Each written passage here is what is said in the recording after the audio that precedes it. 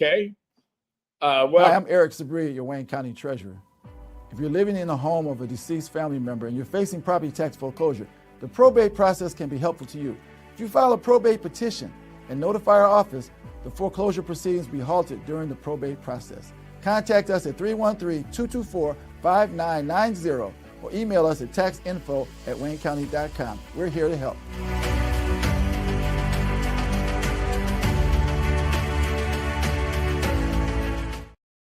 Well, you know that welcome to Detroit in Black and White. This is our Wednesday edition. If you go to McShane's and you mention Detroit in Black and White, you get 20% off your bill. Today we got Eric Brown. How you doing, Eric? I'm doing fine. No complaints. How are you two? Okay. Alan Langle from Deadline Detroit. How you doing, Alan? Good. Good evening, everyone.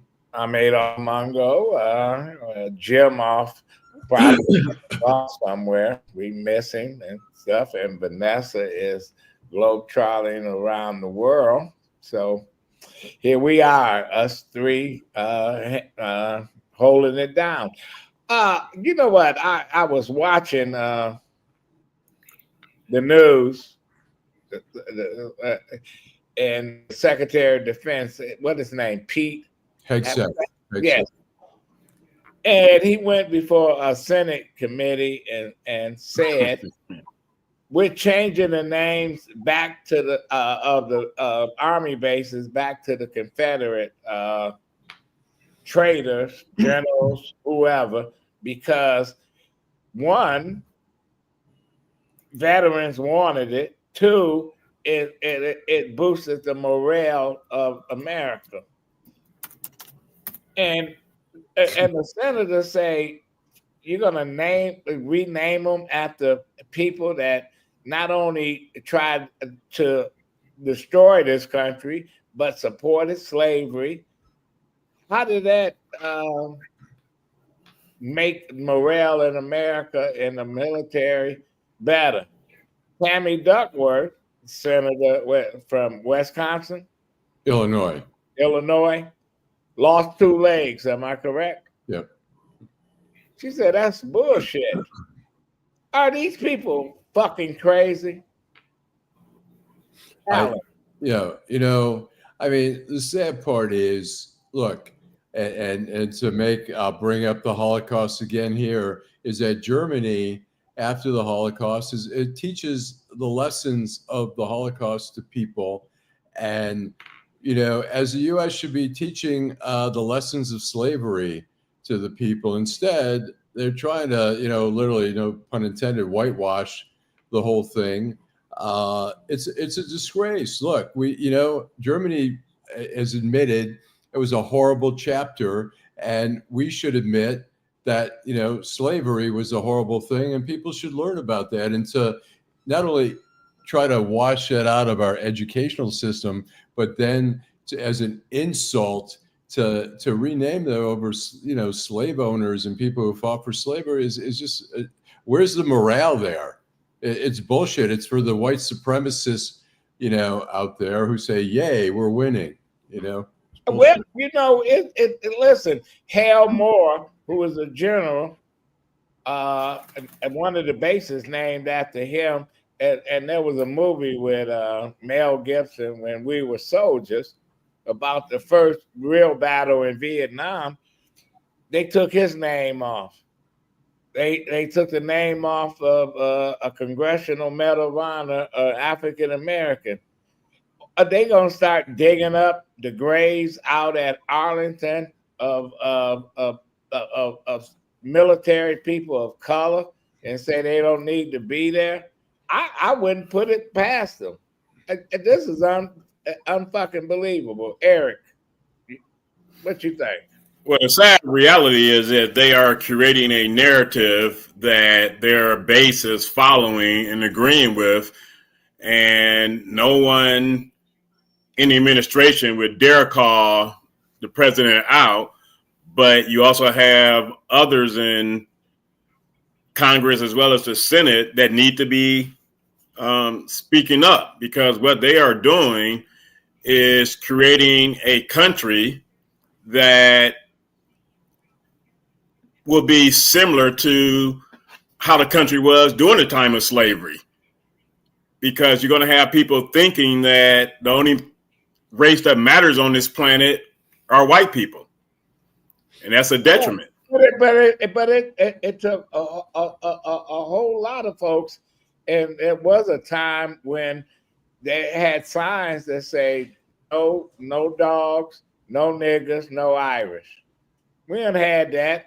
No, listen, 13 Sicilians, because they was dark skinned, it was hung, the largest lynching party in New Orleans in the 1880s, because they look black. But right. You know what? We done had people that come over here from all countries from all over the world, and it seems like people like Ron DeSantis, who mother and father came over here. He's a first generation American, and he's just a real shithead. Trump said that he said immigrants pollute America. His mother came here from Scotland. Now, his grandfather came from Germany. You know, the same people that came over here. I saw a scene in a movie about Jackie Robinson where one of the ball players went to Branch Rickey, who was the president of the Dodgers, and say, "I'm not going to play does Jackie Robinson play? We don't want to play with no colors." And Branch Rickey said, "When did your people come over?" They came over in the 20s. He said, "Jackie Robinson people came over here 300 years ago and shut them the fuck up." So listen, so it's just mind blowing that a Secretary of Defense to come and says, we're gonna name this shit after Confederates. Might as well start naming shit after Benedict Arnold. You call him the biggest traitor. Shit. And one of the things that we have to do as a people, Adolf, and oftentimes people criticize Jewish for talking about the Holocaust, but the Jewish people are doing what they should be doing. We don't do it enough. We even black people want to whitewash slavery, and the return on the investment of slavery is to continually talk about reparations. No, we have to talk about what happened, starting with coming over here in 1619, and how still to this day it sort of still exists. But because we don't talk about it, the tragedies. It's hard to watch some of this stuff. I remember Snoop Doggy Dogg saying, "I don't want to watch another fucking movie on slavery and shit." Well, I don't watch that, but you don't have to watch. It's hard for people to watch it and read it and stuff. Alan, did you you watch Senator List, right? I did. How hard was it to watch it? You know what? It was. I mean, my mother was in Auschwitz. My father was in a Siberian labor camp, a Russian labor camp. Now, it was hard for me, but for my mother, who was in Auschwitz, who lost her parents there, who she assumes went through the showers. My father, a lot of their friends were down in Florida at the time, and they went to see it. And I called my father afterwards, and he said, "We should have never seen it." He says, during the shower scene where they're going in, she said, "Your mother couldn't breathe." So yeah, I mean, it was interesting. They do reenactments in Virginia. I can't remember which town, of slavery, and they had some black people were watching the reenactment, and it was the slave owners who were treating the slaves really lousy. And some of it was just a reenactment. And black people jumped in and started fighting them. I mean, it was that hard to watch for them. But some of it, they is some bullshit because they don't tell the real truth. So I saw that and I said, "Fuck it," Here we are fighting over shit. I wouldn't be surprised if the president says we could put these statues back up and all this other bullshit. So there we are. I think, I mean, look, South Carolina, I think, took down the Confederate flag at some point. I mean, living in the North, we always saw that as the vestiges of, of the Confederacy, of slavery, and we have a visceral response when we see a Confederate flag. Well, I went to Columbia, South Carolina, the capital, and you go inside the capital and you see pictures of people who owned slaves, who was part of the Ku Klux Klan, who had done a lot of shit. And then I saw a statue of Benjamin Tillman out front. This is a state where Nikki Haley, from ancestors from India, was governor. Mm-hmm. And I learned at an early age, my father's name was Benjamin Tillman, named after this fucker that was standing at a statue standing in front of the Capitol building, who started out as a populist, who wanted black and white voters, who then turned into Klansmen, white supremacists and shit. He owned my great-grandmama, his family did.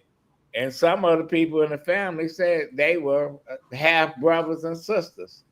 So I say, here's a motherfucker. He might be some kin to me that, he was an advocate of killing black folks. So, yeah, they got a history down there, and, you deal with it. I was down, I did a fellowship for a month down at Duke University in Durham. And I went with some friends over to Raleigh, and the city hall has a big statue of the first Confederate soldier, I think, who was killed in the Civil War from North Carolina. I mean, the vestiges of Civil War are still there. So I don't know who they're playing to, the red states down there, this administration, by trying to please the red states to try to get back the Senate in Georgia and all that stuff. But particularly growing up in the North, I mean, we just saw, we were reading in elementary school, we couldn't believe reading about separate drinking fountains down south. Well, I listen, they had separate shit here in Detroit. Karen Winston said my grandmother's grandfather was a slave. G Money will say, we all know that Christopher Columbus did not discover America, but if you challenge it in an academic setting, you would be penalized and your answer would be marked incorrect. It's purely a lie. We all know people play the game. George Washington didn't chop down a cherry tree. Oh, that's some shit that was invented. Betty Ross didn't sew a fucking flag.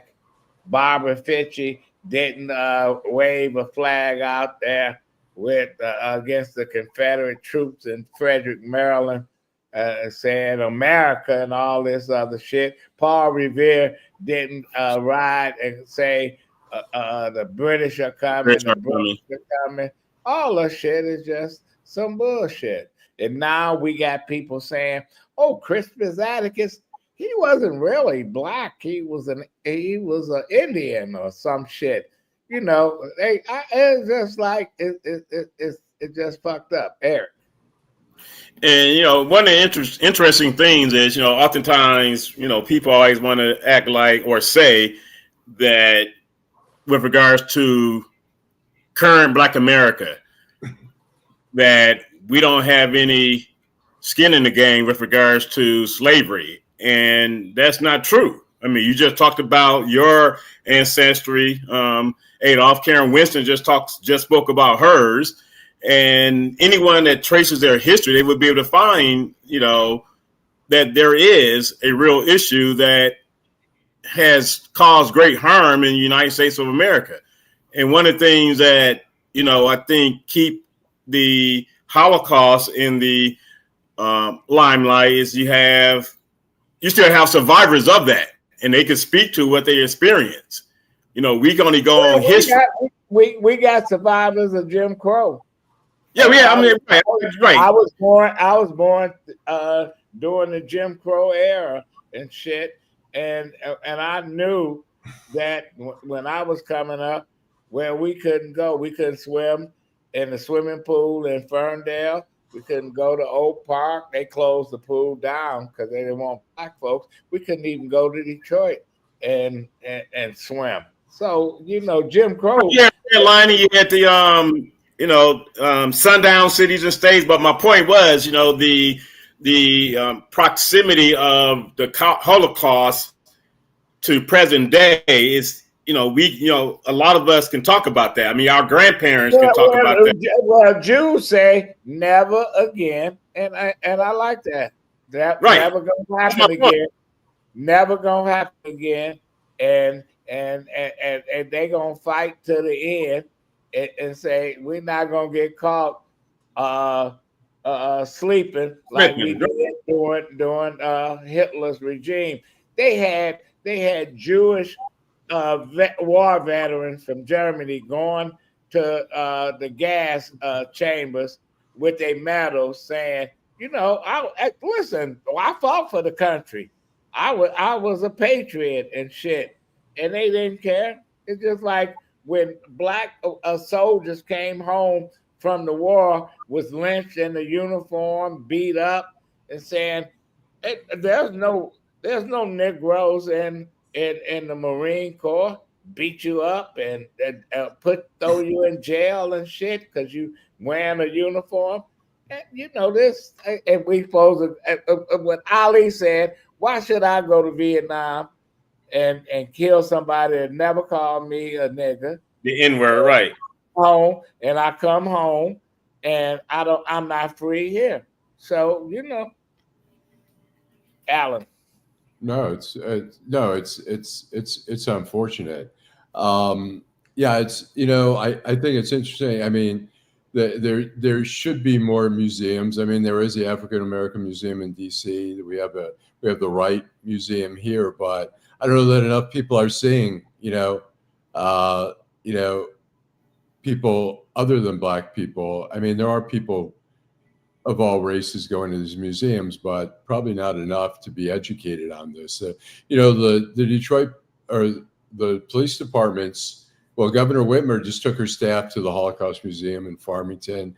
The DC police used to take all the new officers over to the Holocaust Museum there to show what abuse of authority can be like when you have police officers. My mother was in Czechoslovakia.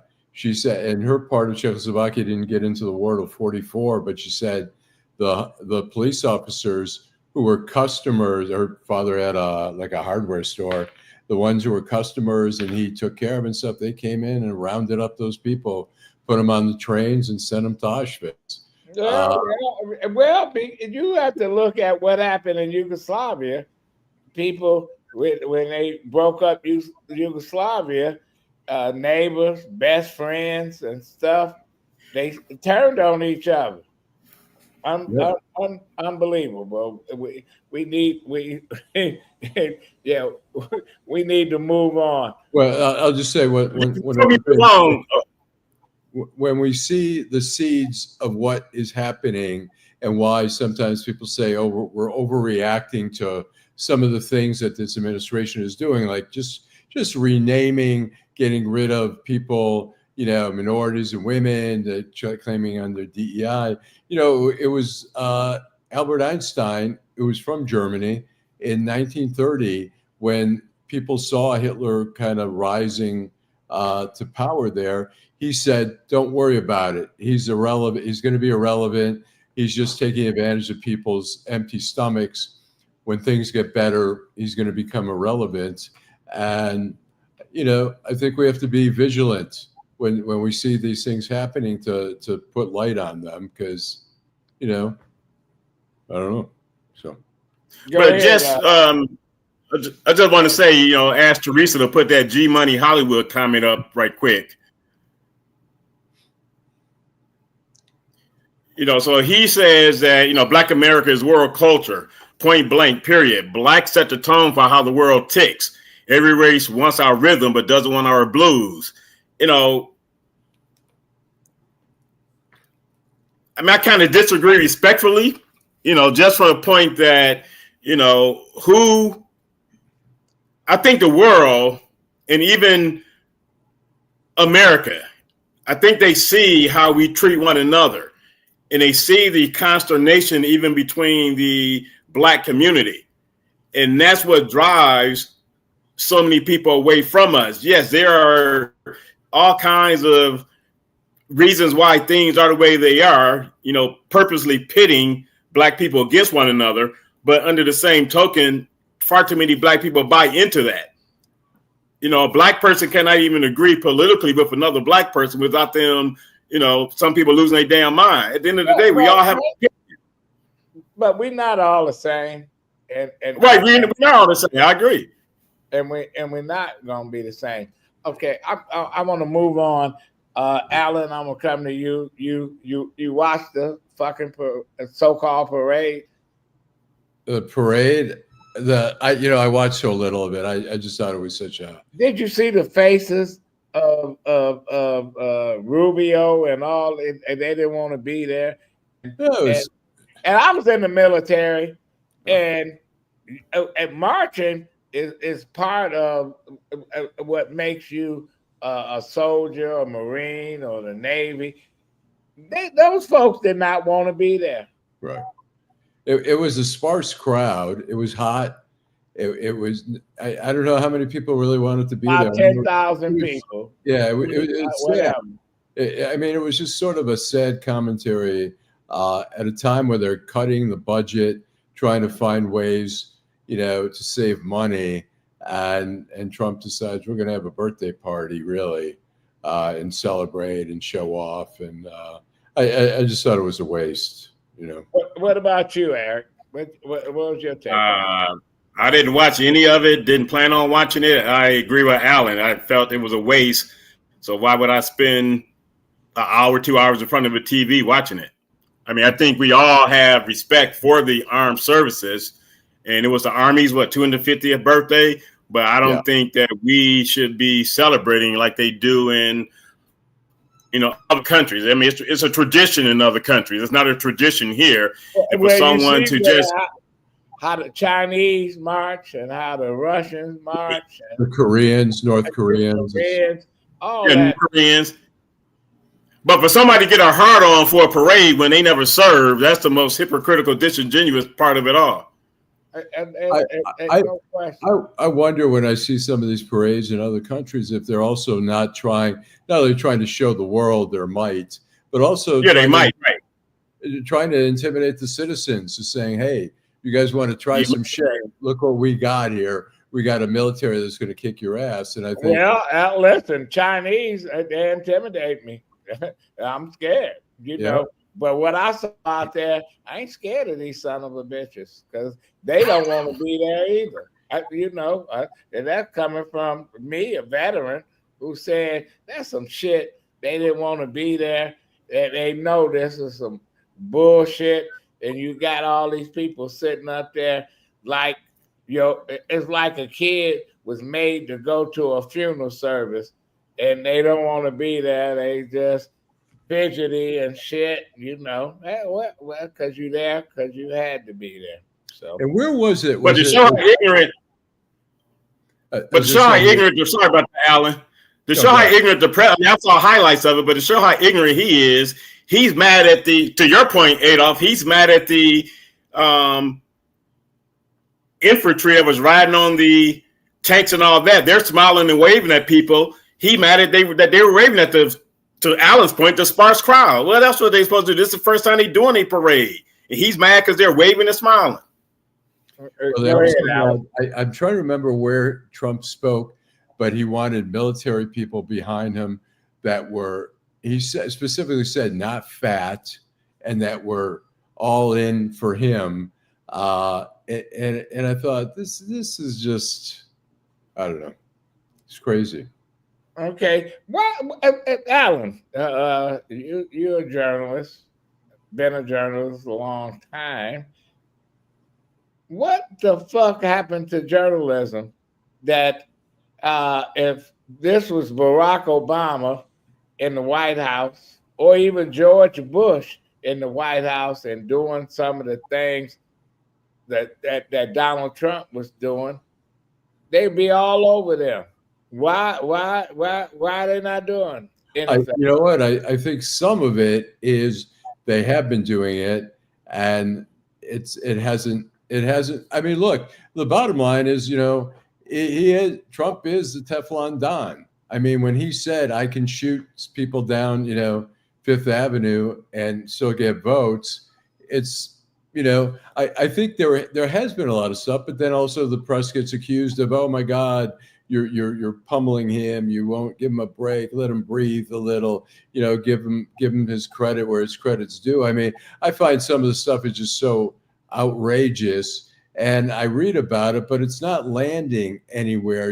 I mean, there is nothing. It used to be like, oh my God, when the Billy Bush tape came out, oh my God, this is the end of the presidency. Oh my God, he attacked John McCain. He said, my heroes don't get caught. Oh my God, he attacked the Pope. Nothing has changed, the dynamics of this. And I think the press has been doing it. But also we see a weakened press. We see ABC News should have never, I mean, they're paying bribes to him. They paid $15 million for a lawsuit, which is just insane. I could have defended that lawsuit for ABC. Facebook paid $25 million for banning Trump. People get banned from Facebook all the time for shit they say. And now 60 Minutes wants, CBS, Paramount wants to give, they don't like the way a thing was edited. Let's just say, I mean, that's not even a thing. It's a frivolous lawsuit, but let's say he was in the right. Let's talk about damages. He won the election. His reputation can't be damaged. I mean, he's gotten all these allegations of sexual assault and everything. And he's a public figure. It's the highest standard for libel. And yet Paramount wants to bribe him. And, some of the senators like Bernie Sanders have told Paramount, if you pay that money, we're going to investigate that as a bribe to the president. So we're seeing a weakening. The Washington Post gave a directive to the editorial page, and people quit and said, basically, we don't want you criticizing outright the administration, which is I'm disappointed with the press, Eric. I am too. Yeah, I agree. I mean, just like ABC firing Terry Moran, what he said was true. I guess, he admitted he had been drinking, I think, but what he said was still true. And they fired him. Now I'm not a fan of The View at all, but now they telling them to tone down their rhetoric with regards to him.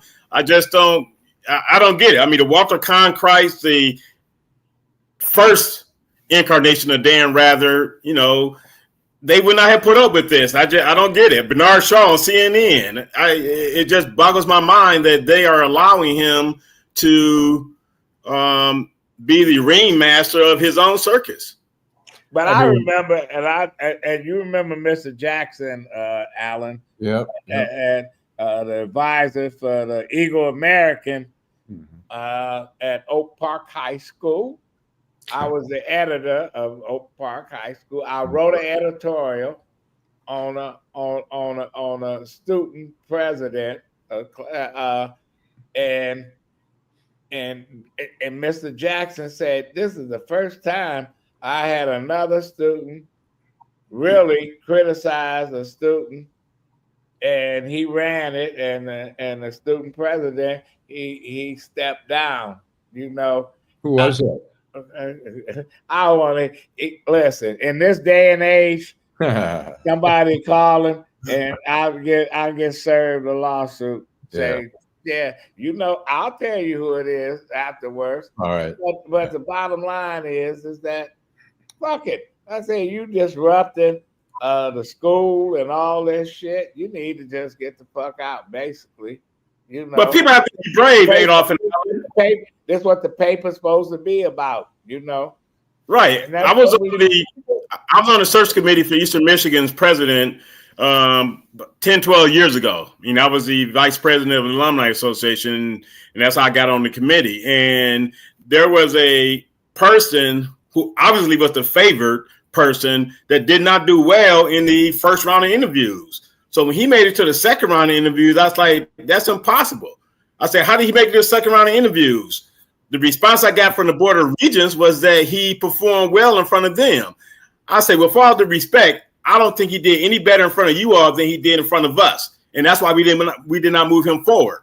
So they still wanted to move him forward. I wrote an editorial to the Ann Arbor News. And soon after I wrote that editorial, he took his name out of consideration because I talked about, because it wasn't private. I talked about the interview process. The guy was terrible in the interview process. It sounds like, and it felt like he had the questions in advance because he was a hand. And somebody got to step up, and this is what we got to do. Right. This is what we got to do in the media. Now let's move over to Iran and Israel. You mean Iran and Trump? Yeah, that's what's about now. You've been there. How many times you been to Israel, Alan? Me 4 times. Okay. Should we be just let Israel and Iran fight it out, or should we be there taking sides? I mean, look, Iran is not an ally of ours. Israel is. I have mixed feelings about the U.S. getting involved. I mean, Israel can handle themselves. I mean, the one thing they don't have is a bunker buster. They don't have the bomb, and they don't have a plane that can carry something like that. Israel doesn't make its own planes. But we got. The question is, do we put that? I mean, it has been a concern of the U.S. as the U.S. has been negotiating over nuclear weapons with Iran, but can Israel handle themselves without? But should we punish 92 million people who the Iranian government oppress and shit, and we want to kill those folks that don't necessarily agree with what the government is doing? I don't think I don't think they're going to kill people. I'll tell you what. I've read articles where I don't trust Netanyahu because he I don't trust him either. But I'll tell you, let me just finish this. I've been reading where, look, they've been under an oppressive regime since like 1979 with the Ayatollah, and before that, an oppressive regime with the Shah.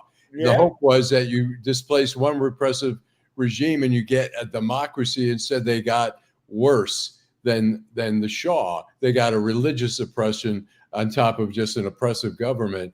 But there are lots of people in Iran who are cheering on the Israelis, hoping that they remove that regime. Well, but there you go. Listen, I saw on one channel where the fucking Republicans were saying, well, we got to kill the Arabs in Iran. They call themselves Persians. Right. They're not Arabs. I say these assholes don't even know who they dealing with. Right. And to your point, they're not Arab. Go ahead, Eric.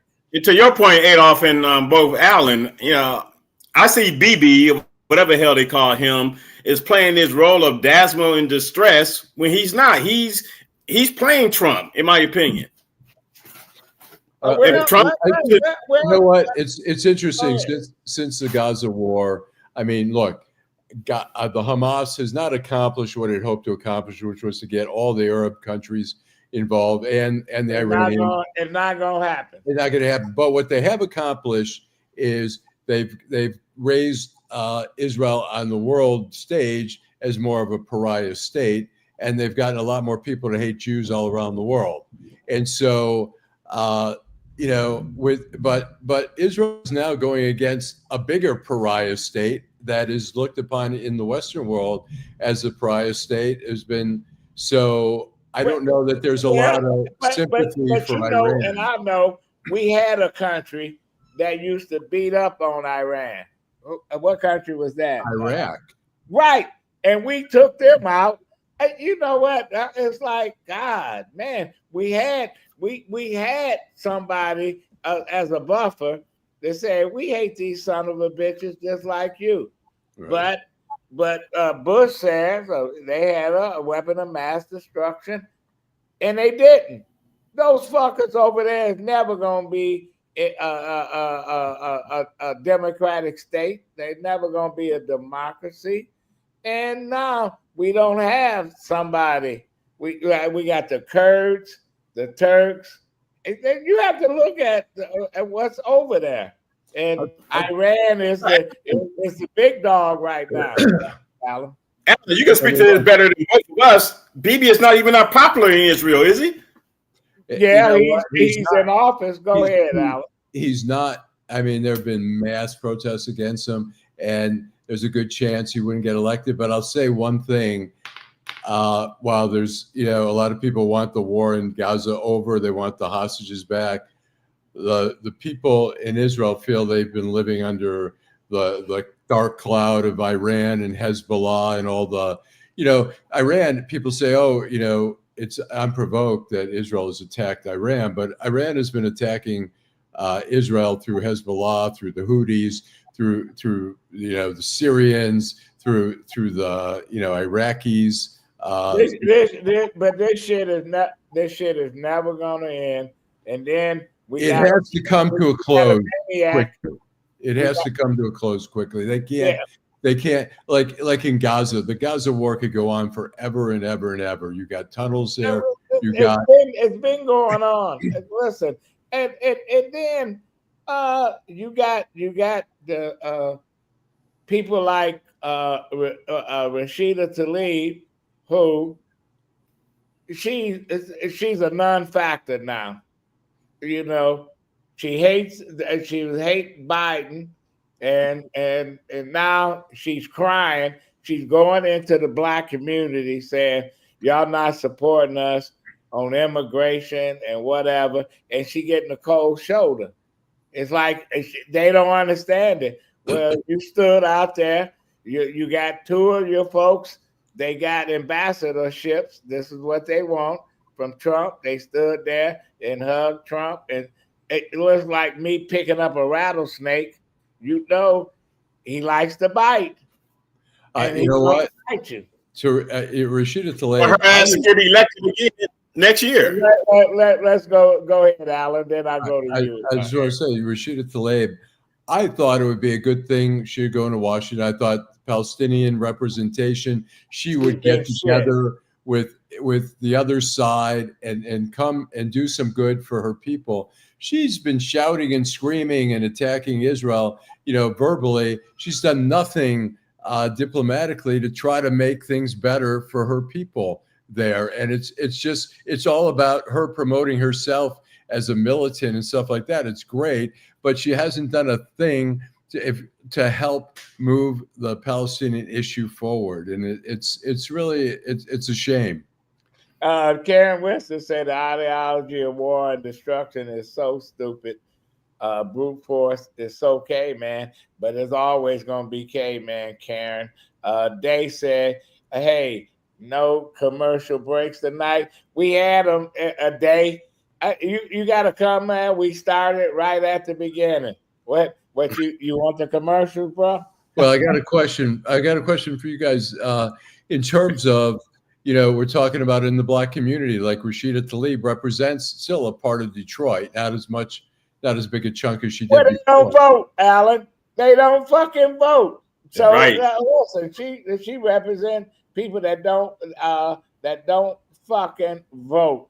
There's no question about it. And here we are. So we debating. So are we gonna have? Go back to you, Alan, and Eric. Are we gonna have a third world war? Is Trump gonna say bomb Iraq? He's telling the supreme leader of Iran surrender, unconditional surrender, like he's General Grant. Yeah, it's a stupid approach, but I'll say this: as we saw with Hezbollah, Gaza's there's a different mentality in with Hamas. They'll fight. They will not only fight to the end, but they'll sacrifice everyone else, every other Palestinian, to fight to their end, and they'll say they're martyring them. I think. Look, Iran hasn't fought this whole time. Iran has used proxies, Hezbollah. They don't want to fight. So I don't think it's going to be whatever happens. Look, if U.S. goes in there and drops the bunker bomb, Iran might take some shots at we have bases all over Iraq. They may take some shots at Iraq, and some of the other bases in the Middle East.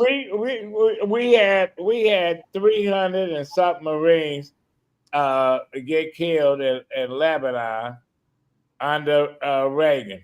Right. Listen, and we got to be real careful. Ain't no question. Well, I think Iran's a paper tiger in the same way that Russia thought they could end the war in a week, and it's still going on 3 years later. So I don't think Iran. I think everyone has feared Iran for so long, but I think the fear is I think Israel's done, a lot to dismantle a lot of stuff over there. Yeah, Deborah G said they would never, I guess, have peace because in Israel they stole their land. Alan, speak about how bad the Palestinians are treated there. Listen, I'm gonna answer that. I'm not Jewish. Don't blame the Jews. Blame the British and Americans. But the Palestinians was given a opportunity to have their own state right along with a Jewish state. And they got egged on by Jordan and Egypt and all the other Arab states and saying, do not accept it. And they didn't accept it. They attacked Israel, and the U.S. Harry Truman said, "Okay, we support Israel," and the Nobel Peace Prize winner Ralph Bunche, a Detroiter, brokered the peace talks, but the cat was out the bag, and Israel was Israel. It became a country. They had an opportunity. They had a fucking Bill opportunity. Bill Clinton in the 90s said. He said, I gave almost everything that the Palestinians wanted. And Arafat was afraid he'd be looked at as a traitor because there are militants who don't want the existence of Israel. And he was afraid that he would be executed. Look, the other thing is in 1967, before the 67 war, Egypt controlled the Gaza. Jordan controlled the West Bank.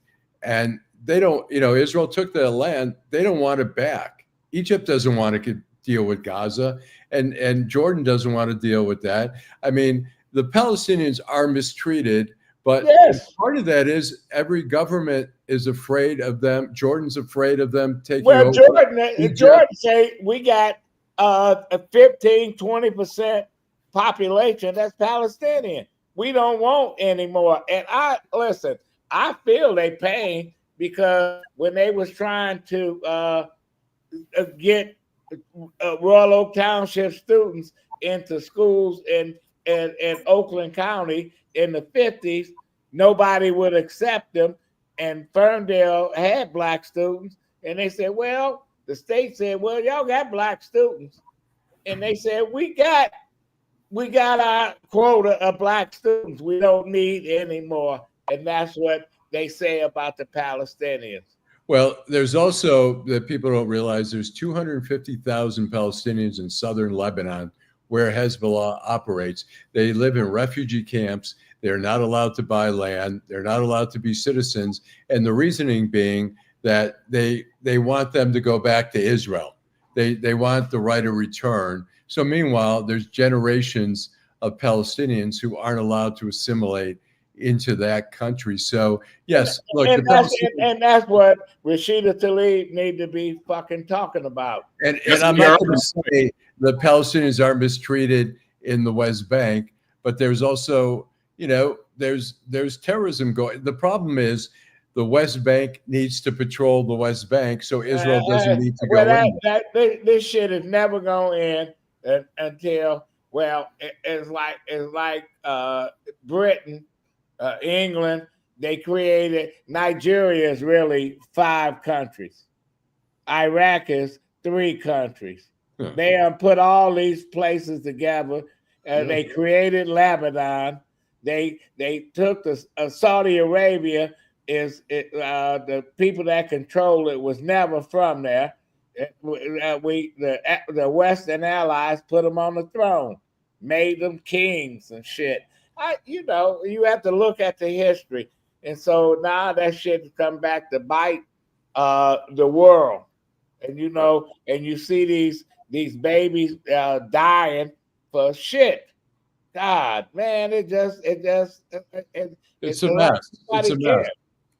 It's a mess. And look, you have extremists on both sides. I mean, you have extremists in the Israeli government who want to take over and annex the whole West Bank. They want to put a Trump hotel there? Yeah. I mean, and that's another absurdity that Trump comes in and says, we're going to take the Gaza and turn it into a resort. I mean, you have to understand, if you go there, that land is so emotional to all the groups there, and they're not leaving. It's never gonna happen. My friend Bill Sikely, who's Palestinian, who's Christian Palestinian, he has a cousin in Gaza. He says, I'll send you money. I want you to leave. And he says, I'm not leaving here. Now, you or I would look at it and say, are you kidding? I want to get the hell out of here. But the attachment to that land is so strong. People are killing each other over it. Okay, we're going to take a break. We'll come back, Eric. You can make comment. Let's take a break, and we'll be back. Detroit in Black and White with Alan Langle and Eric Brown, and I'm Adolph Mungo. Hi, I'm Eric Sabri, your Wayne County Treasurer. Are you living in the home of a deceased family member and you're facing property tax foreclosure, or maybe you know someone who's in the same situation? The probate process may be helpful to you. If you file a probate petition and notify our office, the foreclosure proceedings will be halted during the probate process. We have several nonprofit partners who have free attorneys who can assist you. Contact our office, 313-224-5990, or email us at taxinfo@waynecounty.com. Don't lose your family property. Some of these properties have been in the family for 4 or 5 generations. Contact us now. We're here to help.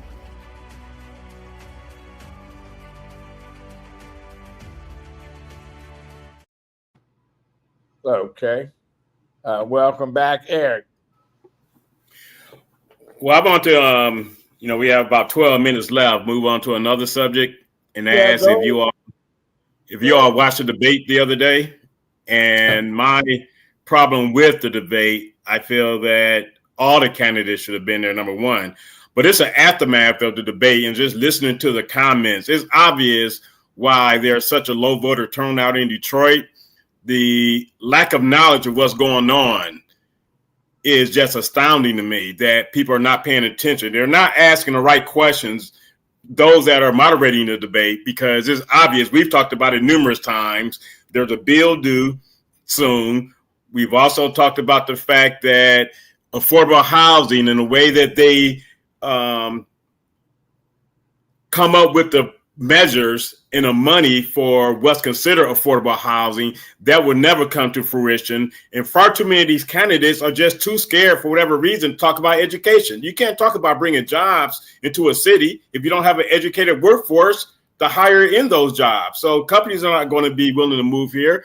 And I think someone is going to have to be bold enough to say, we will take over the school district if they're not doing what they're supposed to be doing.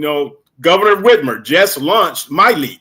MyLeap is a new bureaucracy to oversee the Michigan Department of Education. So I told a couple of the candidates, the governor has done it and created MyLeap. You could do the same thing and create something else with regards to the terrible education system in Detroit. Alan, you watched the debate? I watched some of it. I did. I particularly, at the end, I thought it was interesting that Santil took the knife out or the glove, put the gloves on, whatever. It's about fucking time. And jabbed everyone. And she went by candidate. She said, if you want more people to have guns in the city and arrest children, she said, then Chief Craig's your guy. If you want somebody who's going to put all their pictures on Instagram, but is going to miss all the meetings she's supposed to attend, Mary Sheffield's your person. If you want a person who's going to have try to do 2 full-time jobs at one time, then Reverend Kinloch is your person. And she showed up where I live here in Midtown. She spoke to a group of people last night. And I did ask her at the end of the questioning, I said, you make it sound like, from what you said, that you'd be worried. Are you worried if one of those 3 people ends up being mayor? And she kind of laughed it off and but I think not only that, but, even Todd Perkins, who we had a great interview with a couple of weeks ago, but when people tell us they don't want to tell us all their platform because they're worried about people stealing it. That's what campaigns are about, ideas. So if you lose and you have a great idea, let's run with it. I mean, if somebody else takes your idea and says, yeah, that's a great idea, then great. Then that means more people are going to go for this great idea. It's not fair. It's like I say, the comparison's like Shark Tank, where the people say, well, I don't want to say what kind of revenue. And they go, well, we're not investing unless you tell us how much revenue. And I'm out. Well, anyway, that's what they say. Yeah. Listen, if whoever get elected mayor, and I don't think it's going to be Todd Perkins, who I like a lot, they need to make him the corp counsel. Listen, the guy is a brilliant attorney. He understands the law. And he's learning about the political aspects of this shit. Mm-hmm. And don't you think he would be a great court counsel? Oh yeah, absolutely. He would. And it's interesting you say that, Adolph. And you in Midtown, Alan, go right up to a little bit north in the North End. I was over there today. You would be amazed at how many yard signs are in the North End with Todd Perkins in front of the house. Oh really? Well, Todd, and he get pushed to the side because nobody, they say it's unfair. He knows how to debate. Life ain't fair, You just can't prohibit somebody from not being involved and stuff. And but they send these debates are sending subliminal messages about who they think are the best candidates. And debates is not going. Debates is like appendix. You don't need it. Don't mean shit, but it can kill you. Ask Joe. Ask Joe Biden. If he would have just skipped the debate, he might have been running, and he might have made it a tight race, but he didn't skip it, and he exposed himself. Yeah, it doesn't put you on top unless something like Gerald Ford said that Poland was free. He fucked up. George Bush, the old man, says, "Read my lips.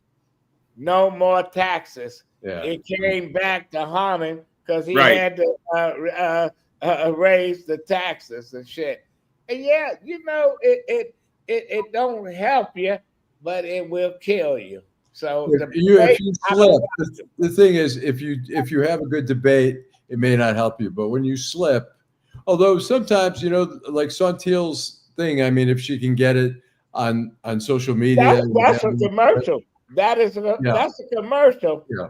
She did a commercial. There's no question. My idea of we got to have more of that, and we don't. But since the debate, though, Adolph and Alan, she's been viscerally criticized, and that's why I find so hypocritical and disingenuous about those that are criticizing her. Because at the end of the day, as you just stated, Alan and Adolph, that's a commercial. Yeah, Miss Sheila people say Mr. Perkins and Mr. Jenkins need to team up. Okay, Jill Sheridan said, I used to tell my sons all the time, life's not fair. Get used to it. Okay. Yeah, you're absolutely correct. So, okay, we coming to the end of the show. It went fast. I'll go to you, Eric. I'll give you your time as final thought. Well, my final thought is tomorrow is Juneteenth, the actual holiday Juneteenth. June 19th, 1865, down in Texas, you had some slaves that found out that they had been freed and they were finally given their freedom. And it's a holiday that not too many people know about, but there are all kinds of activities that will be kicking off starting tomorrow all the way through the weekend that I'll be participating in too. I'm on a panel discussion up at Eastern Michigan University tomorrow. And then on Friday and Saturday, I'm involved with a couple events because I'm a part of the Black Leaders Detroit Juneteenth Jubilee Committee, and we have quite a few events going on Friday and Saturday. Friday at St. Regis Hotel, Saturday down on the River Rock at Robert Valdez Park from 10 a.m. Well, actually 8 a.m. to 4 p.m. So I'm looking forward to it. It'll be a long day. It's supposed to be hot Saturday, 92 degrees, but I'll be moderating a panel discussion on literacy. And I can say that my event will be indoors in the pavilion, so I won't be out in all the heat. Okay, Alan Langle. The Free Press had a story saying about 20% of the people vote in the mayoral race, at least the last one. I for candidates somehow to convey to people that you can move the needle. If you live in a neighborhood where there's gunfire every night, and you can go to City Hall, you can demand, you can get people together in groups to have a voice, and part of the voice is also in voting. I like to see people figure out a way how to get people more involved in the city to push their demands for certain stuff. And as Eric brings up in education and stuff like that, there should be a demand for better schools. There should be a demand for, safer neighborhoods. And people just say that's the way it is, but it doesn't have to be that way. And to your point, Alan, 18.9 in the general election of 2021, 14.6 in the primary election, August of 2021. Well, how the fuck, you know what? In 1980, they had Vote Yes, where they had to tax, Detroit had to tax themselves to keep from going bankrupt in 1980. And they voted, the only city in America voted to put a tax on themselves. 60% 65% of the people voted in that election. To tax them. How can we get back to that? How can we get back to 60%? When Nelson Mandela ran for president of South Africa, 90% of the people, they stood in line for fucking hours. They came from villages, etc., to vote for Nelson Mandela, whoever else. Why can't we do that? You have to have, people, don't like hearing this, but the proof is in the pudding. You got to have better candidates. No, I don't even think you have better candidates. I think people just got to the point where the folks that's in the hood that don't get shit saying, listen, well, why do I vote? It's not going to work. But in 2005, Adolph, you had 38% that came out. That was the Kwame Kilpatrick, Freeman Hendricks election. There was a reason that it got to that amount, but it's a shame that you had Crockett. That was his name. That ran against Bean. That's Cockrell.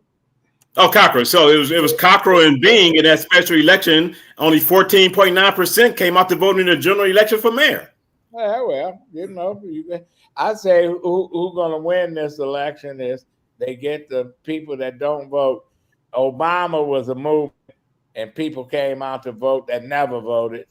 Right, it's a ground game. Whoever has the best ground game is those two people will win the. They're gonna move primary. forward.